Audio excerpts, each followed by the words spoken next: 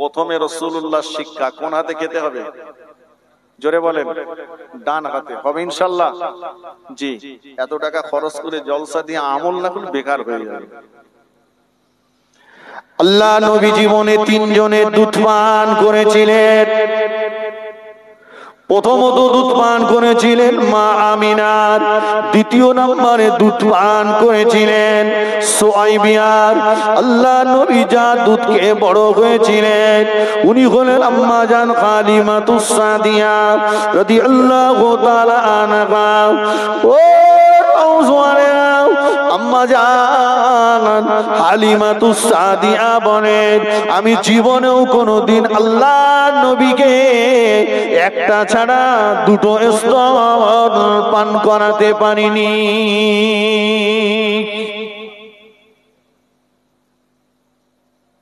এই সুচাচা একটা ছাড়া দুটো খায়নি কেন? একটা দুধ ভাই রয়েছে, ভাইয়ের হক নষ্ট করা হবে তাই। আমি বর্ণ পরিচয় রস করছি আজকে। বলুন রাসূলুল্লাহ বললেন ইন্নামা আনা বুইস্তু মুআল্লিমা, আল্লাহ আমাকে দুনিয়ার জমিনে শিক্ষক রূপে প্রেরণ করেছেন। আমি ডাক্তারদের ডাক্তার, আমি মাস্টারদের মাস্টার, আমি উকিলদের উকিল, আমি ব্যারিস্টারদের ব্যারিস্টার, আমি বৈজ্ঞানিকদের বৈজ্ঞানিক। রাসূল পাক সাল্লাল্লাহু আলাইহি ওয়াসাল্লাম বললেন আল্লাহ আমাকে দুনিয়াতে ইনসাফ প্রতিষ্ঠিত করার জন্য, হক প্রতিষ্ঠিত করার জন্য পাঠিয়েছে, হক নষ্ট করার জন্য নয়, ইনসাফ নষ্ট করার জন্য আল্লাহ আমাকে দুনিয়ার জমিনে পাঠাননি। আমি যদি আমার মায়ের দুটো স্তন পান করি আমার ভাইয়ের অধিকার নষ্ট করা হবে। আজকে যারা আমার মাইকের আওয়াজ পাচ্ছেন, যারা আজকের এই মাহফিলের শ্রোতা, বুকে হাত দিয়ে বলুন আমরা যারা আছি, ছোটবেলা ভাই মরে গেছে, ছোট ছোট ভাইপোগুলোকে মাল থেকে দিয়েছি, সব জমি লিখে নিয়েছি। আমরা যারা বোনের ফারাজ নষ্ট করেছি, আমরা যারা শ্বশুর বাড়ির সম্পত্তি তসরুফ করেছি, আমরা যারা বড় ছেলেকে দিয়ে ছোটকে দেইনি, ছোটকে দিয়েছি বড়কে দেইনি, মেজোকে দিয়েছি সেজোকে দেইনি, সম্পত্তি সব ছেলের নামে লিখে দিয়ে মেয়েগুলোকে ফাঁকি দিয়েছি। এই আসামিগুলোর উপায় কি হবে? মাঠ নিয়ে এই আসামি একটাও নেই।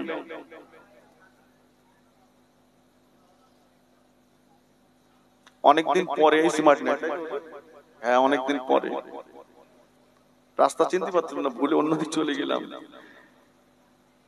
এসেছে যখন দুটো হাতুড়ি মেরে যায় যা আছে কপালে। বলুন তসবিহ দোলা দিচ্ছে আর মসজিদের আগের কাতার দখল করে বসে রেখেছে, একদম ফার্স্ট কাতারে বসে রয়েছে। মাঝে মাঝে ইমাম সাহেবের হুঁশ ফিরচ্ছে, মানে এই ঝাড়ঝোড় করে শেষ বয়সে একটাবার হজও করেছে। আর হজ করে আসার পরে বেয়াদবি মাফ করবেন, কিছু কিছু হাজী সাহেব মনে করেছে যে আমার জীবনের গুনাহ সব মাফ, আমার মতো জ্ঞানী আর কেউ নেই। যাক, আজকে ওই চ্যাপ্টার আমি ধরবো না ভাই। এবারে ফাঁস কাতারে বসে ইমাম সাহেবের হুঁশ ফেরাচ্ছে, এর দুটো পয়সা রয়েছে, এ মনে করছে ইমাম সাহেব মসজিদের ইমাম, মানে ও যা বলবো তাই। বেয়াদব, মসজিদের ইমাম সাহেব তোমার বাবার চাকর না।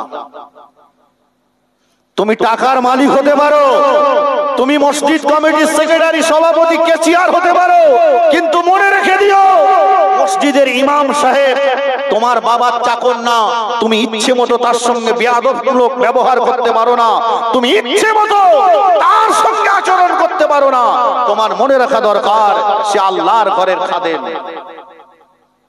কথা বুঝেননি? বলে মাইনেতে বুঝে রেখিস ক টাকা দাও, হ্যাঁ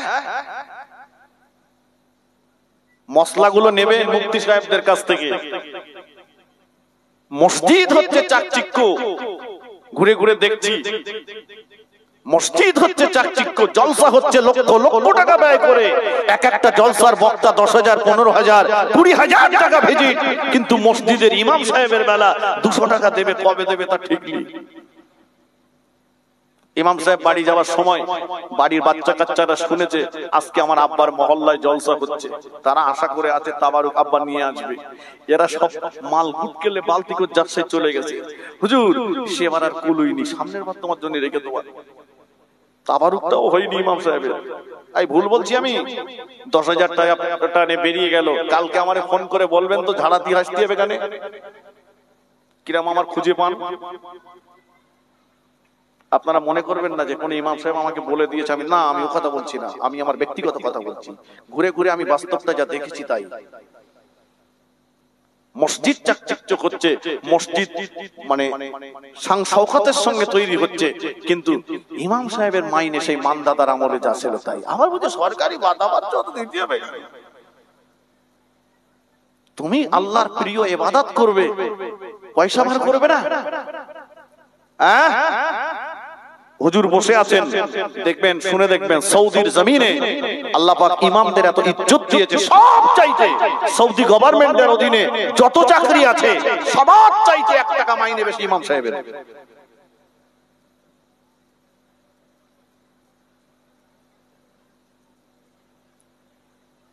শোনেন, লক্ষ লক্ষ টাকা খরচ হবে, হাজার হাজার টাকা খরচ করে জলসা দেবেন, হক যদি সমান আদায় না হয় আপনি কিন্তু এই আওতায় পড়ে যাবেন। মনে রাখবেন কথাটা। আমি আমার বাড়ির বানানো গল্প আপনাকে বলে যাইনি, খেয়াল রাখতে হবে। যার হক তাকে বুঝে দিতে হবে। আপনি ক্ষমতা রয়েছে বলে ক্ষমতার অপব্যবহার করতে পারেন না। ক্ষমতা আছে বলে ক্ষমতার অপব্যবহার করতে পারেন না। চলুন, তাহলে হক অত্যন্ত কঠিন একটা অধ্যায়, কঠিন অধ্যায়। আল্লাহ নবী বললেন হুকুকুল্লাহ হুকুকুল ইবাদ।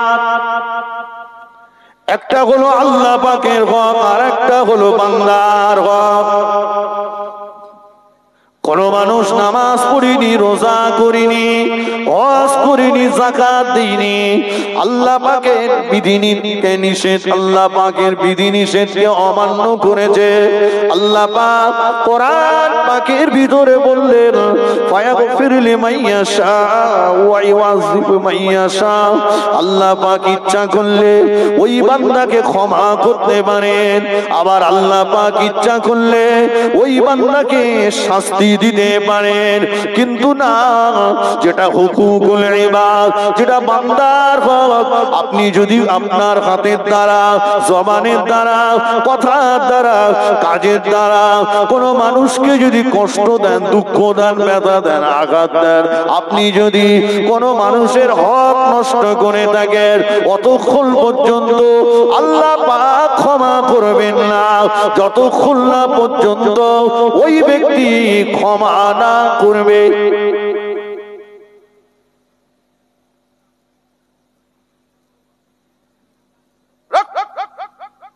টোটো চালায়, আমি ওর কাছে ক্ষমা চাইতে যাবো, ভাবলে কি করে? গরম, রক্তের গরম, গরম ফেরাউনির কম ছিল না বলো?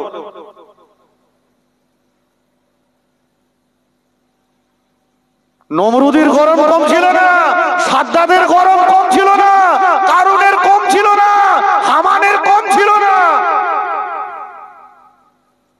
কিসের গরম? চোখ বন্ধ করে দেখো, পাশে কেউ নেই। গরিব দুস্থ অসহায় মানুষকে যে কষ্ট দিয়েছো, ক্ষমা চেয়ে নাও। আর সম্পত্তি যে ভাগাভাগি করেছো, চাচা, সব ছেলের নামে লিখে দিয়ে মেয়েগুলোরে ফাঁকি দিয়েছো, তোমার কবরে বাস পড়বে। মেয়ে যদি ক্ষমা না করে কবরে বাস পড়বে। 70 বার হজ করলেও ক্ষমা নেই। মেয়ের কাছ থেকে ক্ষমা চেয়ে নাও। একটা ছেলে বেশি দিয়েছো আর একটা কম দিয়েছো, সমবন্টন করোনি। বিয়ে করেছো দুটো বিয়ে করেছে, 3টে বিয়ে করেছে, 4টা বিয়ে করেছে, বলে দাদা হুজুর ছোট হুজুর করেছে। হ্যাঁ, ছোট হুজুর করেছে, ছোট হুজুর 4টে বিবি, একটা বিবি শাড়ি কিনেছে 100 টাকা, আর একটা বিবি শাড়ি কিনেছে 120 টাকা, 120 টাকা নিয়েছে, 100 টাকা শাড়ির আঁচলে 20 টাকা বেঁধে দিয়েছে। সুবহানাল্লাহ বলে। তুমি একটারে মেরে ফ্ল্যাট করতেছে, আর একটারে ফ্ল্যাটে রেখে দিয়েছে। একটা একটু বয়স হয়ে গেছে, ওর ধারে পাশে যায় না, আর একটার কাছে দিয়ে সেজদায় পড়ে রয়েছে। বিরাট বড় হুজুর, বিরাট বড় হুজুর। সাধারণ মানুষের কথা বাদ দেন, হুজুরের কথা বলতে যাবি। কি মনে করছো ওই মেয়েটা দুর্বল? আল্লাহ রাসূল সাল্লাল্লাহু আলাইহি ওয়াসাল্লাম বলেছেন, রাসূল 9টা 11টা বিয়ে করেছেন। আমার পাশে যোগ্য আলেম বসে আছে, যোগ্য আলেম। কিন্তু আম্মা জান খাদিজাতুল কুবরা রাদিয়াল্লাহু আনহা যতদিন হায়াতে ছিলেন আল্লাহর নবী দ্বিতীয় বিয়ে করেননি। পারবেন না দেখাতে। শুধু তাই না, আম্মা জান খাদিজাতুল কুবরা রাদিয়াল্লাহু আনহার ইন্তেকালের পরে আল্লাহ পাকের হুকুমে রাসূলুল্লাহ সাল্লাল্লাহু আলাইহি ওয়াসাল্লাম একাধিক বিয়ে করেছেন, কিন্তু মা খাদিজার কথাটা কখনোই ভোলেননি। সুবহানাল্লাহ বলবেন না? একটু জোরে বলেন। বউ মূর্তিবাদ নিবে করেছে, বে করে ছেলে পিলে গুলোর দিকে আর দেখে না। এমনি পরবাদে একটা কথা রয়েছে, কি বলেন দিন, মা মরে গেলি বাপ খালু হয়। হ্যাঁ, মা মরে গেলি বাপ খালু হয়। ছেলে পিলে গুলোর দিকে আর দেখে না, ওরা খাওয়া টাওয়া দেয় না। এখন হয়ে গেছে, আগে কোথায়। আল্লাহ রাসূল সাল্লাল্লাহু আলাইহি ওয়াসাল্লামের দরবারে কিছু গোশত হাদিয়া এসেছে। গোশত কি এসেছে বললাম? গোশত। জি, একবার দরুদ শরীফ পড়েন। আল্লাহুম্মা সাল্লি আলা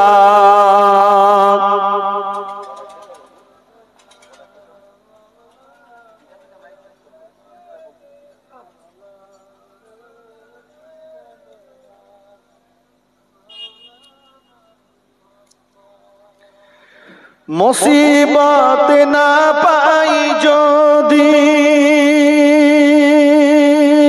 মুসিবত না পাই যদি, করুণা তোমার কবরে হাসরে কে হবে আমার, কবরে হাসরে কি হবে আমার। আল্লাহুম্মা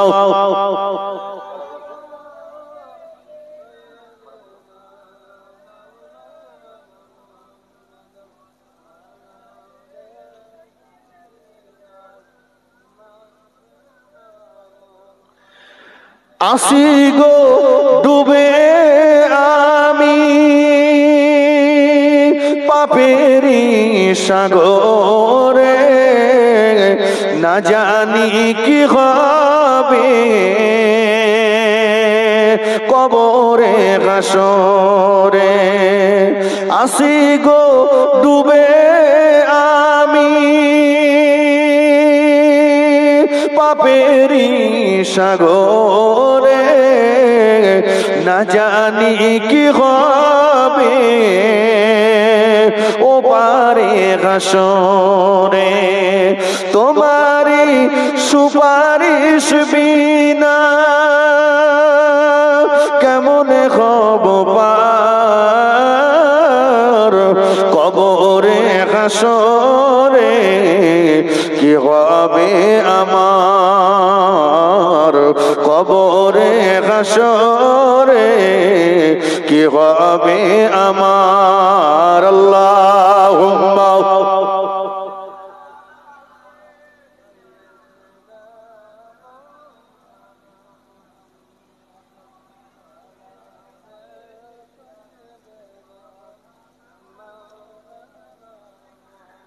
আল্লাহ রাসূল সাল্লাল্লাহু আলাইহি ওয়াসাল্লামের দরবারে কিছু গোশত হাদিয়া এসেছে।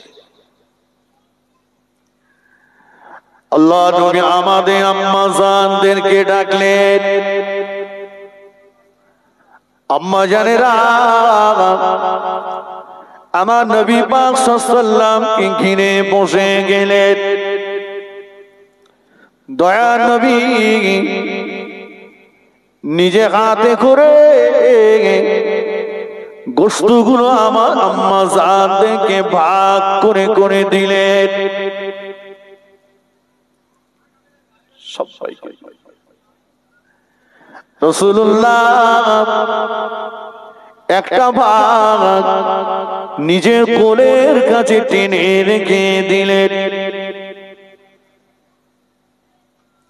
আম্মা জানেরা বলেন, ইয়া রাসূলুল্লাহ হে, ইয়া হাবিবাল্লাহ, হুজুর আপনি তো আমাদের সবাইকে গোশত ভাগ করে দিয়েছেন, হুজুর আপনি আপনার কোলের কাছে এই ভাগটা কার জন্য রেখে দিলে, এই অংশটা কার জন্য রেখে দিয়েছেন? আল্লাহ নবী বলেন, ও বিবিরা, আমার কোলের কাছে এই ভাগটা অন্য কারোর জন্য নয়, তোমাদের বড় বুবু জান আমার বড় বিবি খাদিজাতুল কুবরা রাদিয়াল্লাহু তাআলা আনহার জন্য রেখে দিয়েছি।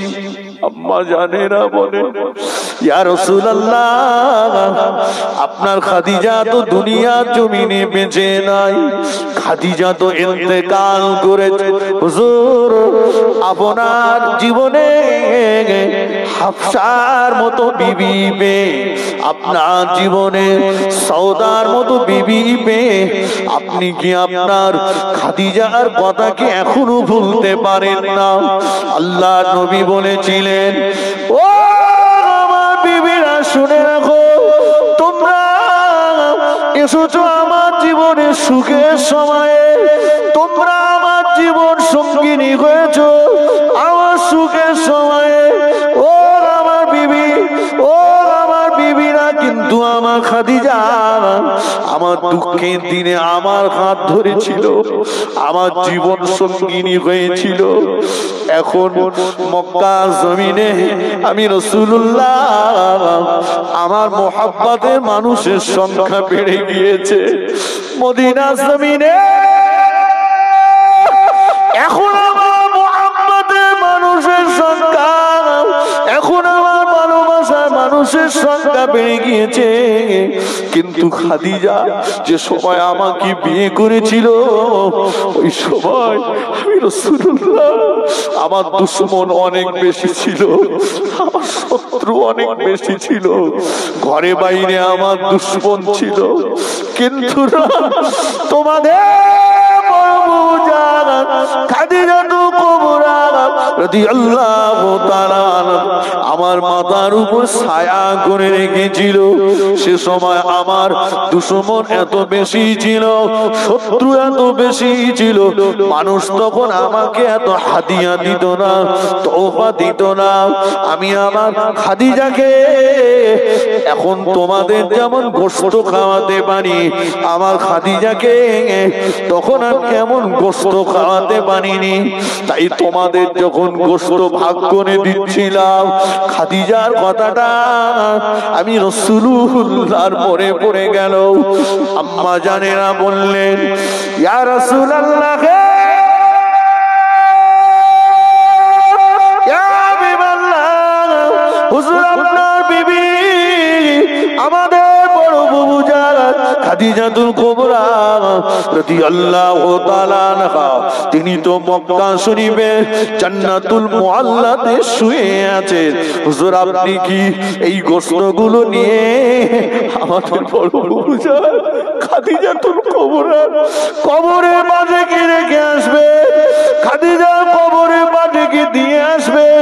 আল্লাহ নবী বললেন, না না না না, ও আমার বিবিরা শুনে রাখো, আমি রাসূলুল্লাহ খাদিজার অংশের গোশতগুলো নিয়ে আমি বেরিয়ে যাব, খুঁজে খুঁজে খুঁজে খুঁজে আমার বিবি খাদিজাতুল কুবরা কোন বান্ধবীকে বার করব, খাদিজার বান্ধবী নবীর সঙ্গে যে দেখা করব, খাদিজার বান্ধবীর কাছে যে বলবো তুমি আমার খাদিজার বান্ধবী, তুমি আমার খাদিজাকে বড় মোহাব্বত করতে, আমার খাদিজাও তোমাকে বড় মোহাব্বত করত।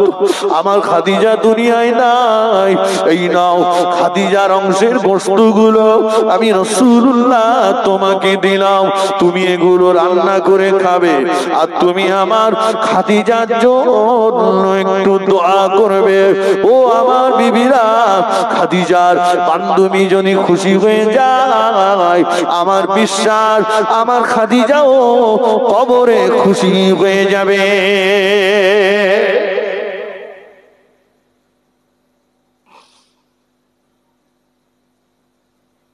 মোহাব্বত আছে না নাই? জি, রাসূল 9টা-11টা বিয়ে করেছেন, কিন্তু কাউকে কোলে পিঠে করেননি, কাউকে কোলে পিঠে করেননি। শেষ সময় রাসূলুল্লাহ সমস্ত আম্মা জানদেরকে ডেকে বললেন, ও আমার বিবিরা, আমি কয়েকদিন ধরে অসুস্থ, প্রতিদিন এক একজনের ঘরে আমার থাকবার পালা, এক এক রাত্রে, আমি এই অসুস্থতা অবস্থায় যদি পালা বদল করি আমার অসুস্থতাটা বেড়ে যেতে পারে, তাই তোমাদের ডেকে আমি তোমাদের কাছে অনুমতি চাইছি, তোমরা যদি আমাকে অনুমতি দাও আমি অসুস্থতার কটা দিন তোমাদের ছোট বুবু জান আয়েশার ঘরেতেই কাটাবো। একটু জোরে বলে। আমাদের আম্মা জানেরা টুকরে টুকরে কাঁদতে লাগলে, আম্মা জানেরা টুকরে টুকরে কাঁদতে লাগে।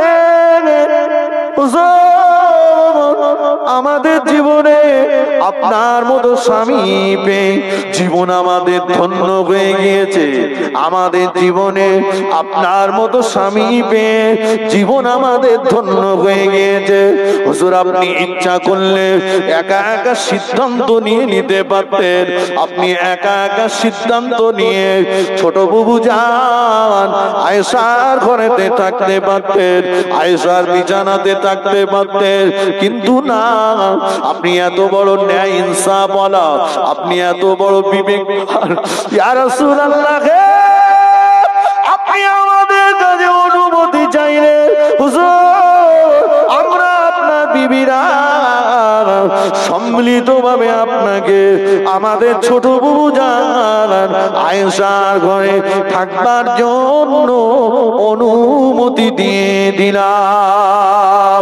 আর একটু জোরে বলেন সুবহানাল্লাহ।